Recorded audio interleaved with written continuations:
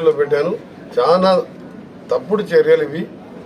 అందరికీ రిక్వెస్ట్ చేస్తున్నా, ఇది ఎవరు చేస్తున్నో ఎవరు చేపిస్తున్నో ఇవన్నీ చట్టం తన పని తాను చేసుకుంటుందని ఎవరి మీదకి ఎవరికి దాడి చేసే అవసరం పోకూడదని రిక్వెస్ట్ చేస్తున్నా. మీకు జేఏసీల పేరు మీద మీకు చేతులు జోడించి మీకు రిక్వెస్ట్ చేస్తున్నా. ఇది మంచి సాంప్రదాయం కాదు. ప్రజాస్వామ్యంలో హింసకు తావు లేదు. ఇన్సిడెంట్ జరిగితే పోలీసులు ఉండరు, కోర్టులు ఉండరు, చట్టం ఉండదు. వాళ్ళ పని వాళ్ళు చేస్తారు. కానీ ఏంది ఇది? నిన్న సీఎం గారు కూడా దాని వెంటనే రాత్రే ఖండించాను. నేను కూడా సినిమాటోగ్రఫీ మినిస్టర్గా ఖండిస్తున్నా. సినిమా ఇండస్ట్రీ వాళ్ళ జోలికి కానీ హీరోల జోలికి డైరెక్టర్లు ప్రొడ్యూసర్ ఎవరు జోలికి పోదు. వాళ్ళకి ఇంకా సపోర్ట్ చేయాలన్నది నాకు.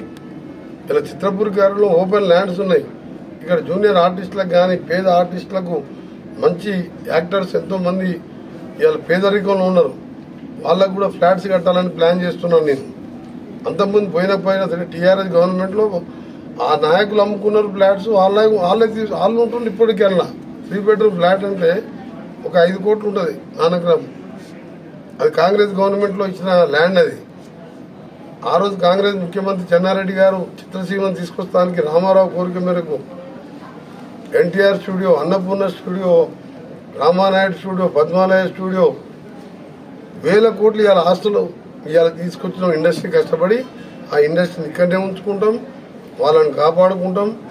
ఆ ప్రొడ్యూసర్ని, డైరెక్టర్లని, ఆ జూనియర్ ఆర్టిస్టుని, ఆ హీరోలని ఎవరు జోలికి పోవద్దని వారందరికీ మా పూర్తి సపోర్ట్ ఉంటుంది. మా ముఖ్యమంత్రి సపోర్ట్ ఉంటుంది. సినిమా ఇండస్ట్రీ మినిస్టర్గా నేను కూడా సీరియస్గా మీకు వార్నింగ్ ఇస్తున్నా. ఎట్టి పరిస్థితుల్లో ఎవరి దగ్గర పోయినా పోలీసులు మళ్ళీ వాళ్ళ చట్టపరంగా చర్యలు తీసుకుంటారు.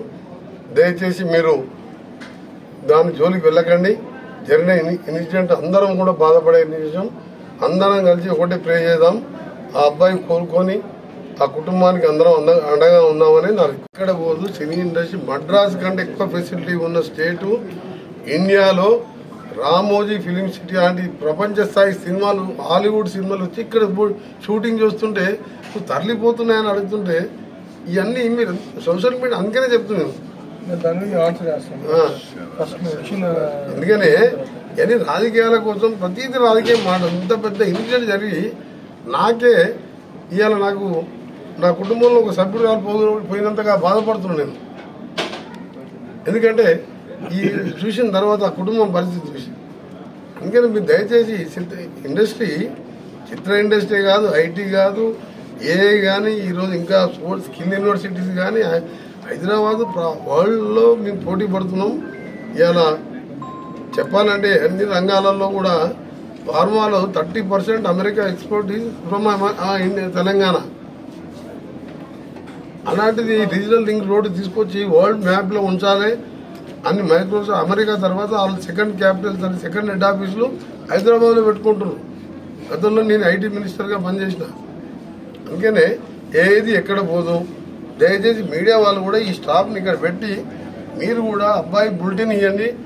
అబ్బాయి కోలుకోవాలని మీరు ప్రే చేయండి. That's all. అంతే తప్ప అల్లు అర్జున్ ఇండివిజువల్ పేరు తీసుకోకండి. ఎవరు కావాలని చేయరు.